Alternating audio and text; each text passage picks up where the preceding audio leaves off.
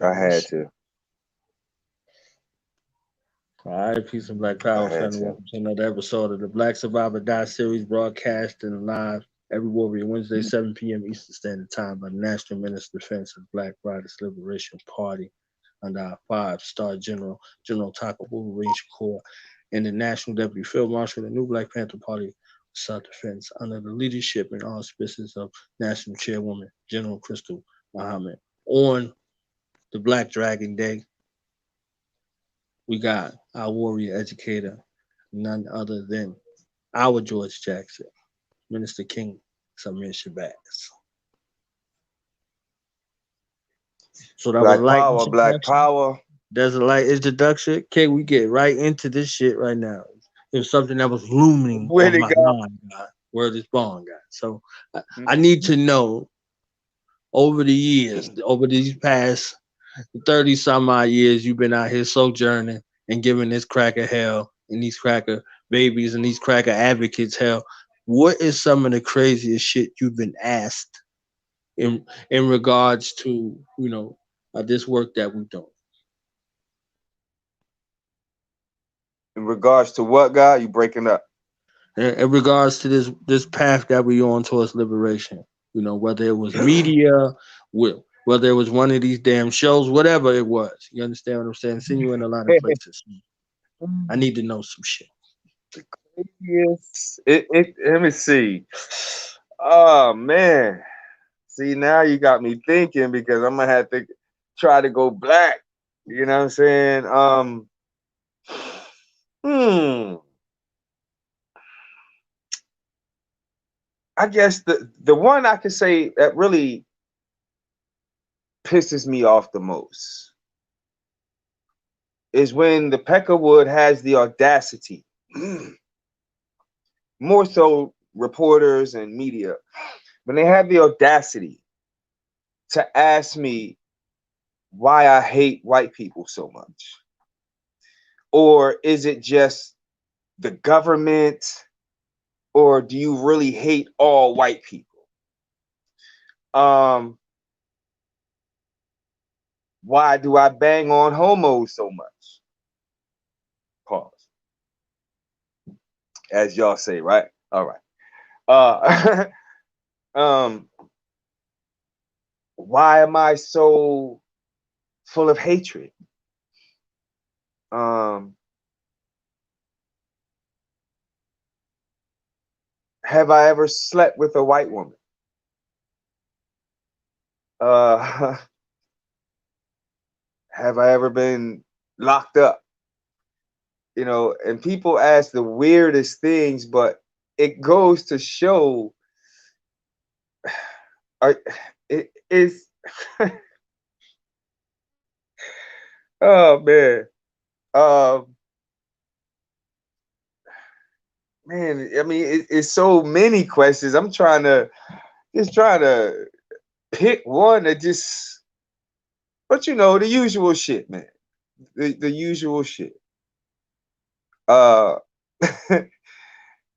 it's sad because especially with a lot of black reporters and black journalists, you dig, they're and they be so animate about it. Well, why do you feel this way about white people and gays and this and that and police? And well, if you really do your research, as you as a journalist should have been doing, then you should understand why King Samir is so damn extreme. Because a lot of these other punk ass so-called neverlutionaries, not even so-called neverlutionaries, just a damn neverlutionary, still have Stockholm syndrome, still suffer from urophilia, still suffer from menticide, post-traumatic psychological slavery syndrome.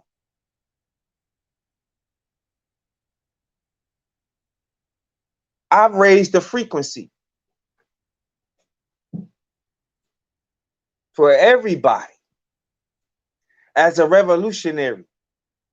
liberationary freedom fighter, nationalist. King Samir Shabazz is the absolute most hated revolutionary on the planet. Now, let me be clear. That's not taking anything away from what any of you are doing to fight this goddamn beast. It's not taking nothing away from you at all. You don't understand about the daily psycho ops, but you should understand why I hate the cops. You dig?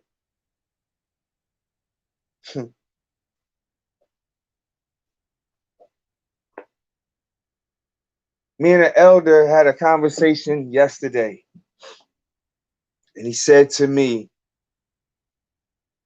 he said, if you want to tell the works of a man,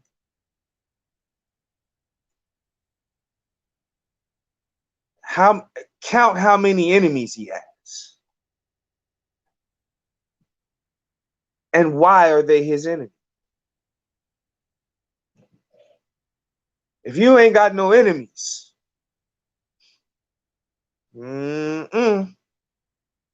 you either sucking some ding-a-ling behind closed doors. Well, most of y'all don't even give a damn no more. You do it right out in public. You're an integrationist, a damn humanist. You just want to love everybody. Them kind of niggas ain't got no enemy.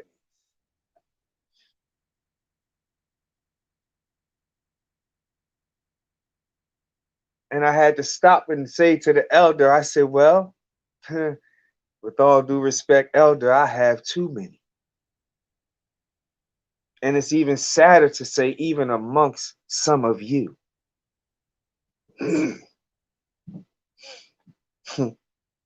I'm a revolutionary. I know my enemy is always around me, paid or unpaid. Ha. Before we go into tonight's build, as I was flipping through the great Bible here, the great Bible, the great revolutionary Bible from Reverend George Jackson, if you will. And I don't mean no pork chop, pig grease licking reverend. I'm talking about a revered man, a revered revolutionary. You can't even be a black rider and don't know nothing about George Jackson. You might be liable to get a universal. You dig? But this is the book, the Black Riders Liberation Party. This is one of our litmus tests. If you don't have it, get it. And get it from somebody black, please. Please don't order it from goddamn Amazon and Kindle and all these fucking Peckerwood places. Giving your money to the white man for George Jackson? Hell no. Hell no. If your nearest black bookstore does not have it, God damn it, make them get it. Force them to get George Jackson in their bookstore. There's no way you could be a black-owned bookstore and not have George Jackson in your bookstore. And it upsets me because I've seen it. That's why I'm building on it. And one of the stores I went to act like she didn't know who the hell I was talking about. Well, not even act like. She didn't know who the hell I was talking about. I'm talking about the Black Dragon. himself. I'm just a little poof, little puff of smoke in honor of George Lester Jackson. Now, think about this real quick. Imagine if he would have got rid of the white man's name.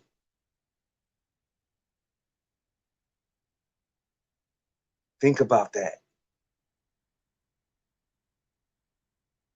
But that's a heavy bill because that leads us into the different mentalities in the organization within itself. It's a great thing, but it can also be a very destructive thing.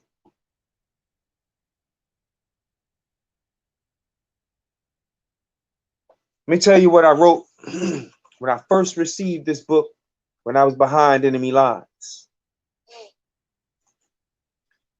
To go against the grain of revolution or the revolutionary, this makes you a provocateur, an agent. You don't have to be on the payroll of any agency of oppression to be an agent. All you have to do is be counter-revolutionary to the goals and aims and the objectives and the purpose of the revolutionary struggle itself.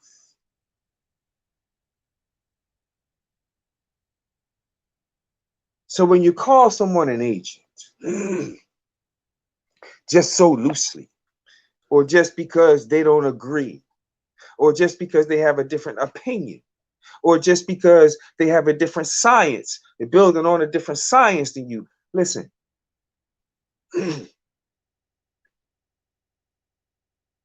you couldn't just walk around calling everybody a damn agent during the times of BLA,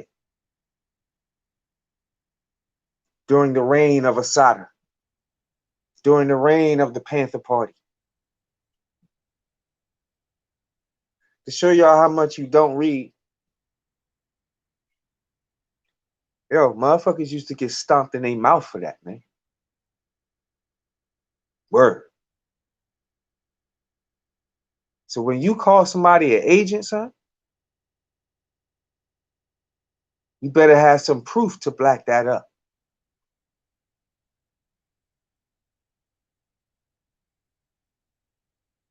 It's even sadder to say, even myself, have been called an agent, a provocateur. King Samir is a pig.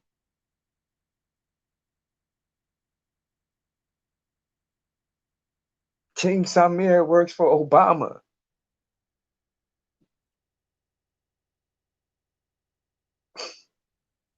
Some of the shit y'all say just sincerely makes no fucking sense. With all due respect,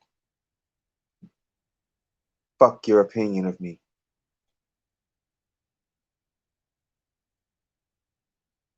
And I said what I said. Let me say it again. So you have a clear-cut understanding. Fuck your opinion of me. Because I'm a revolutionary to every molecule in my bone.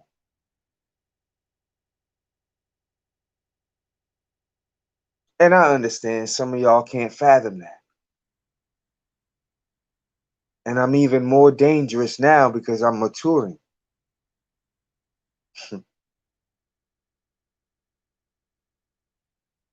King's been getting quiet. Y'all know when I get quiet, oh Lord, the boy's cooking up something. You just wait.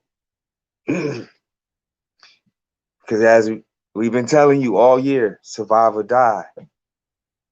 He's gonna rule. Y'all ain't seen nothing yet, comrades. because Donald Trump is going to force us to either take a stand or bend over like a bitch. So the choice is yours. The choice is definitely yours. You dig? So Baba George says, and then let me give y'all a little thing here. Uh it's very hard to talk about one revolutionary without giving honor, credit, respect, and blessings to all the other revolutionaries. I want y'all to realize each revolutionary, each African liberator, each warrior had a purpose that they served for the next revolutionary. Comrades, do y'all understand? We are the living legends. We are the living legacy of George Jackson, man. We are the living legacy of Jonathan Jackson. We are the living legacy of Dessalines, John Jacques Dessalines. And I'm going to build on him for a hot second in a minute. But it's hard. You can't talk about one without talking about the other. So I want to give a Black Power salute to every African freedom fighter. Men, women, and children.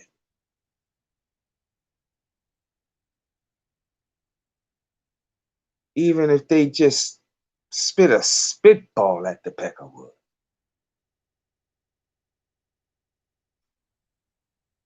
Salute.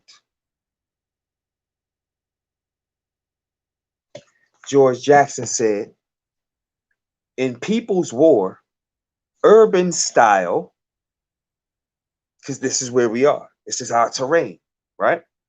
Each political move toward organizing the people around their realistic needs will support a corresponding military move. What did I just say? What one does, it builds a legacy for another. It builds for our liberation.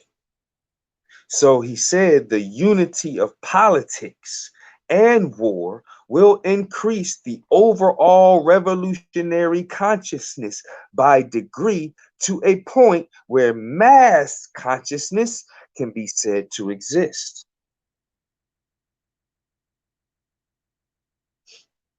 The Black Panther Party is the largest and most powerful political force existing outside establishment politics.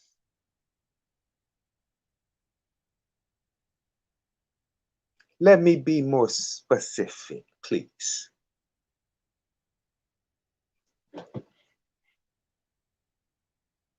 The Black Riders Liberation Party and the new Black Panther Party, along with the Huey P. Newton Gun Club, and all of the other factions that stand sincere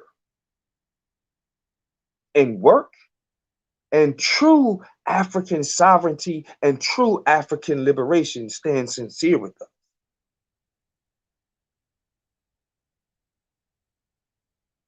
Because you can carry a couple guns and shit. Listen, man, that don't mean shit to me.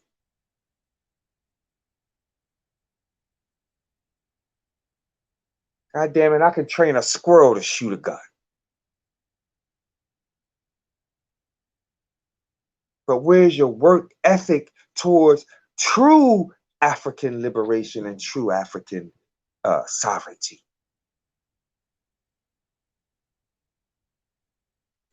The Black Panther Party is the largest. We formed that because this is the legacy that we are today, is the largest and most powerful political force. Political, cultural, huh? Come on, Panthers, what's the first duty of a Panther? To be spiritually, politically, and culturally what? Conscious.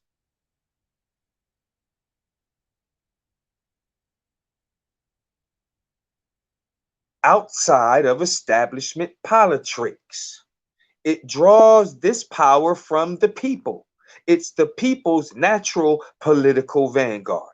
Now, let us assume the existence of a small, tightly knit, totally committed, and separate military vanguard, such as Jonathan Jackson attempted to build. Jonathan was my brother and my closest comrade, and I knew him very well. He was the real super nigga. He worked at it and worked at it hard. He took complete control of himself and he learned every weapon in the human arsenal, from the flying side thrust foot kick and the quick draw snapshot to the manufacture and use of the martyr. He knew 6,000 ways to kill a man, 30 with the simple stroke of an empty hand or foot. He's talking about a 17-year-old boy, man.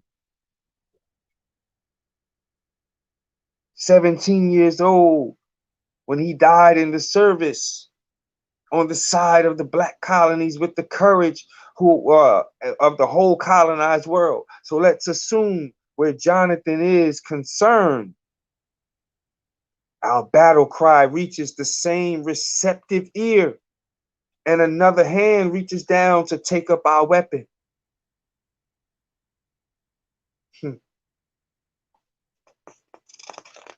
Now,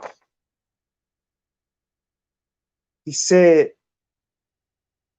armed struggle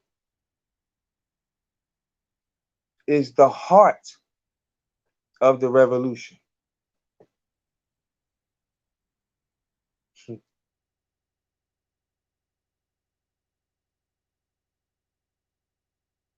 I want y'all to think about that for me.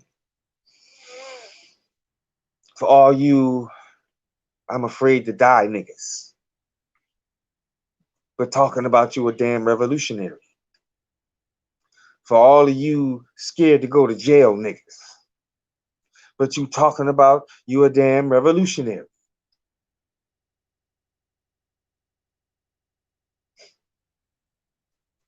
Armed struggle is at the heart of the revolution, comrades. He said if the problems of the people cannot be redressed because of the necessary resources are in the hands of a relatively few families and individuals, it means we are going to have to seize this property.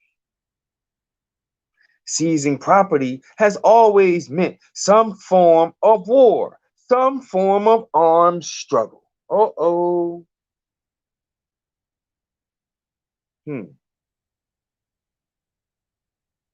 So do I think for 1 minute that the white man is going to continuously sell me property?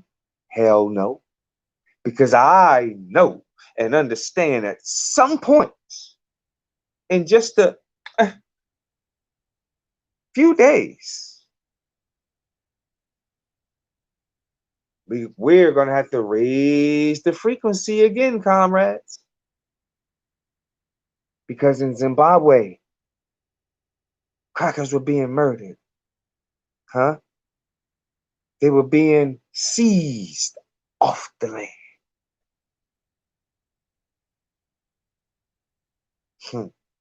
Y'all don't understand the mind of Robert Mugabe. See, I told you can't talk about one revolutionary without somehow, some way mentioning another. So this is why I gave them all praise and glory for leaving that divine legacy for me, so I could be here at Wednesday at 7 p.m. building with you on how to survive or die.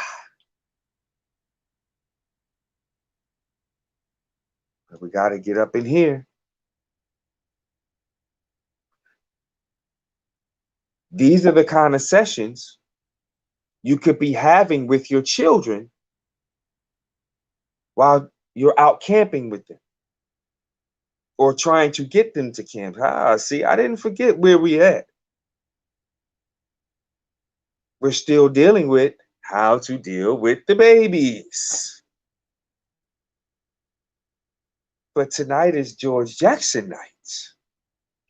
So now you can have these kind of conversations about our elders and raise the frequency of the children's minds while you out in the woods with them, or while you're in a quarantine situation, wherever, trying to get them to understand. So you build, have ciphers, man. Build. Get the fuck off them cell phones and build. Make them become creative with their minds outside of the damn cell phone. Give them certain things to build on. Give them certain things to study to build on. Hey, listen, this is what we're going to do this week. I want y'all to build on this. I want you to build on that. I want you to build on this. So then when you get out to the woods, you think everybody's bored. Hey, boom. Spark that conversation. Got your campfire popping. You understand what I'm saying? All that type of stuff. You dig? So I didn't forget you. We're still there. And last week we was just straight out in the darkness, talking about fear, overcoming fear. Right? So let's get back to seizing property. If history is our guide, it clearly records that nothing of any great value has ever changed hands without a struggle, or at least a show of or threat of violence. Now, am I saying go out here and just start doing what you do and be brutal? No, sir, no, ma'am, I am not. But George Jackson is, if you understand his words properly. But he's not saying just go out here and be a damn fool. There's a proper protocol to this. There's a discipline to this, which a lot of you niggas lack. I don't give a fuck how many goddamn stars and bars you fucking wear, how many of these corny ass pins you wearing, rusted ass fucking Panther buttons and shit, looking crazy as hell. You're undisciplined, and your uniform speaks undisciplined.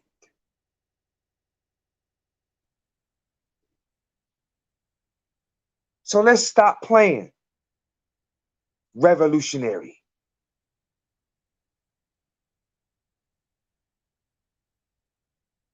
Let's stop playing revolutionary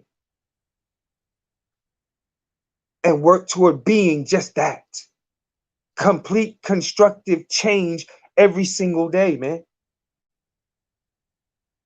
Because if you're not willing to take orders, then that means you're not willing to give no orders that people are willing to follow. See, niggas get in these leadership positions and get a fucking ego.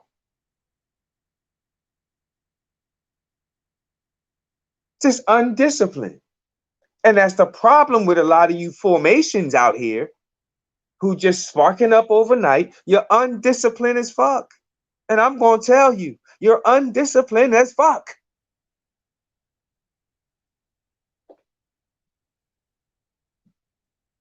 Nobody can't tell me nothing as Negroes. I do what I want to do. Yeah, and that's why nobody follows you. Nobody wants to be around you. Your own neighbors don't like you, nigga. Sit down, shut up.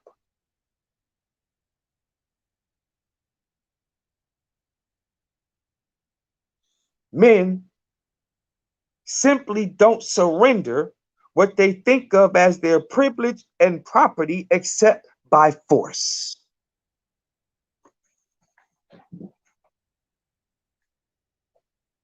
King Samir, what are you saying?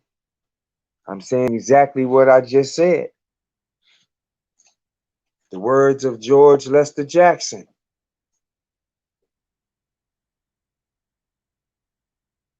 You got to fight. There's no way you can say you're for the liberation of black people and you scared to death.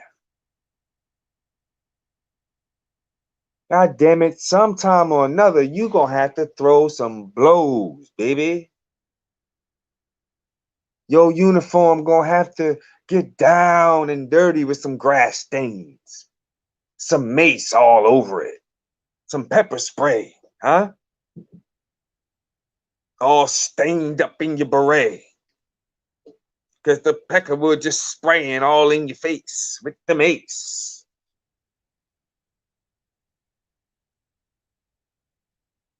Ducking and hiding, though. So if you're not willing to stand for your family, you're not willing to stand for your people, you're not willing to stand for the nation, you're not willing to stand for freedom, justice, independence, and equality for black people under one banner, then why are you even breathing? See, I'm talking about real revolutionary talk that most of y'all just don't want to have. This is why you don't invite me nowhere. Because I'm going to hurt your damn feelings. I'm going to say what the hell I want to say. See, but I'm a lot more disciplined. I don't just run my mouth. I'm not one of them. And anybody that knows me will tell you. I'm actually a quiet person.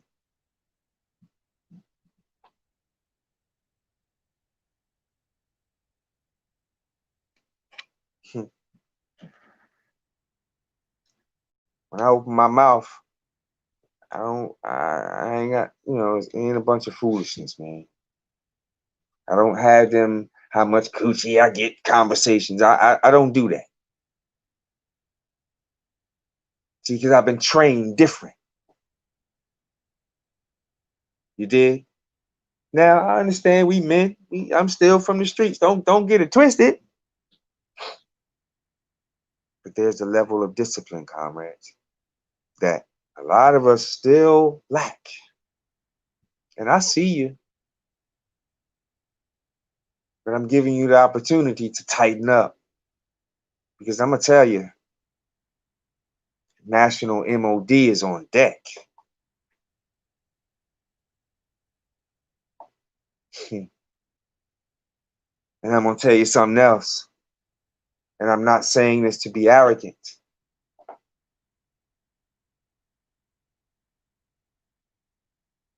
But I did state, fuck your opinion of me, right? Y'all do remember I said that 2 times. Well, that's 3.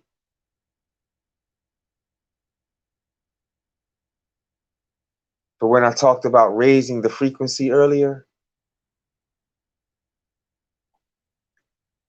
I'm going to just leave it at match my work.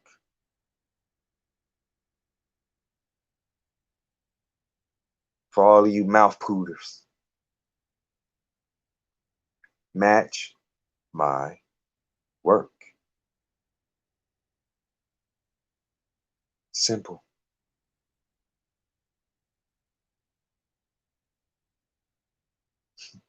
But it's no need to fear me. I'm going to teach the truth regardless to whom or what. Because I understand the level of what being a real revolutionary means.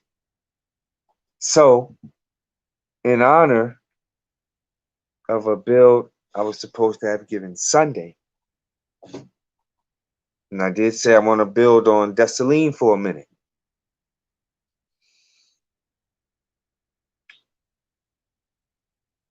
Um,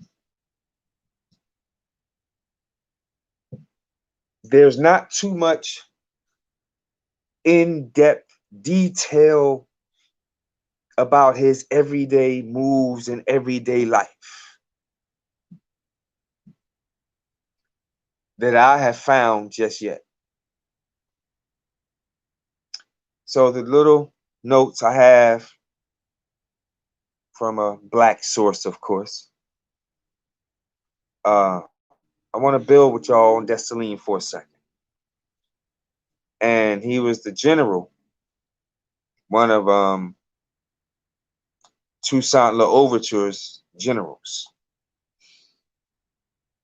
He said, reviled, pay attention to that word, please. Reviled, not relived, it said reviled for his brutality,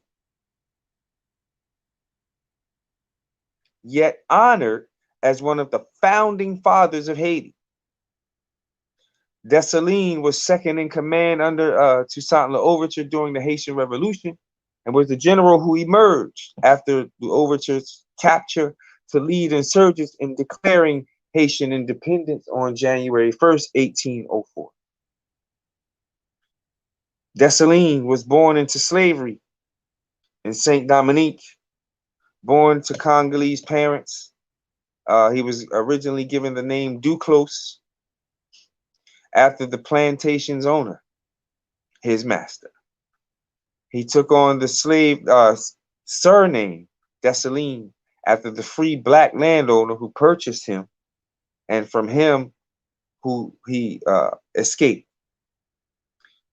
Dessalines was treated very harshly as a slave, and violence became a way of life that marked him throughout his military and brief political career, contributing both to his success on the battlefield and to his eventual so-called downfall. Unable to read or write, Dessalines was nonetheless a quick study under L'Ouverture, and his nickname was the Tiger because he had a very ferocious spirit and his rage in battle, very brutal.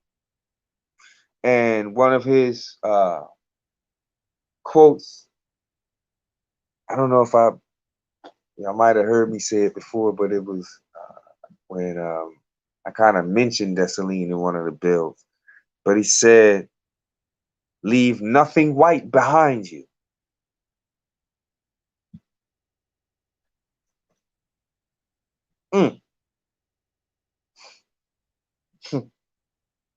Leave nothing white behind you.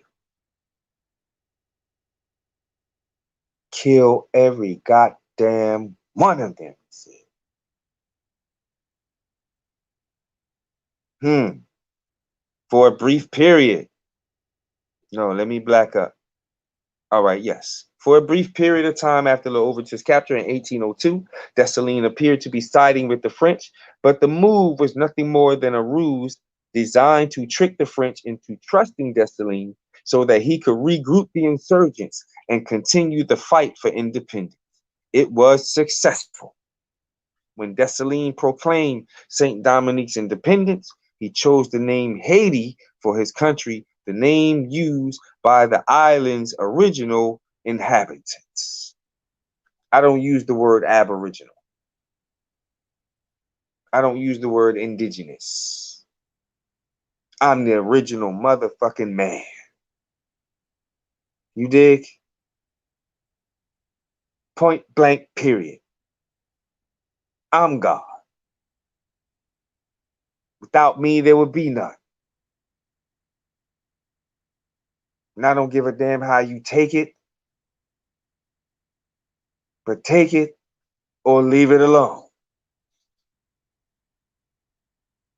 Now, independence did not bring peace, it just brought independence. And from January 1804 until his death, Dessalines governed with proper rule and proper terror on his proper enemies. Dessalines had himself appointed governor and later changed his title to emperor. Now,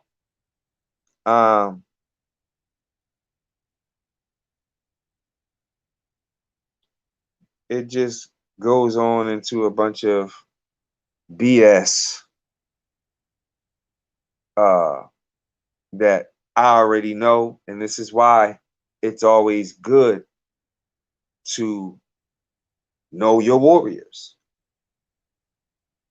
And as much as the white race always tries to discredit and just rip apart our heroes and sheroes, this is why you got to know our story. Stop waiting on Google to tell you every damn thing. Take your butt to the graveyard where all the books are at and do some research, man. Go black. Let me give you another quote of Dessalines. He said, "Let us dare to be so by ourselves and for ourselves, so we have dared to be free."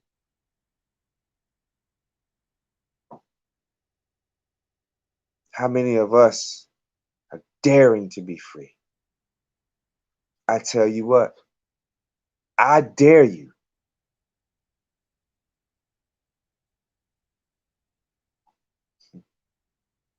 I dare you to be free. By any means, y'all finish it off. I love you more than you hate your black self. Thank you for this quick little build for tonight. And just wanted to give praise and honor and glory to our warriors and to all of our warriors who are living right now, giving this Peckerwood hell. I thank you for your service. Thank you for your sincerity. I thank you for your gratitude. Thank you for your love. And I thank you for your dedication. Thank you for your life. For standing for true African sovereignty and liberation for African people. Power.